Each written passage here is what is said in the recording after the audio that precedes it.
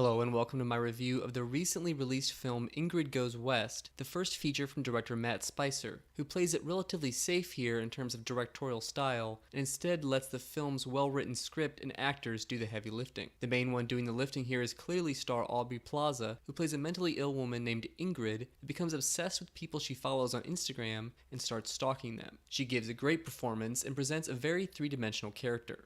She doesn't go over the top and manages to avoid becoming a caricature as many actors do when portraying someone with mental illness. Plaza shows plenty of range, and while her character does lots of awful things to people, she somehow manages to not lose the audience's sympathy and still feel like a real human being. She's amusing in her awkward moments and compelling in her dramatic ones. Usually movies like this don't tell the story from the perspective of the crazed stalker, so it's a nice change of pace. Most filmmakers would probably center the story on Elizabeth Olsen's character, as she plays the target of Ingrid's fascination. Olsen is good enough here, but her character doesn't really give her that much of a chance to show her talents. The plot manages to avoid becoming too formulaic, and yet events still don't ever feel contrived. Spicer also weaves in social commentary without being heavy-handed, and effectively satirizes social media as well as Los Angeles culture. In addition, Ingrid Goes West depicts cell phone use in a very realistic manner that eschews the visual gimmicks that movies so often use. In conclusion, I give this movie an 8 out of 10. It's worth a watch, but isn't necessarily essential,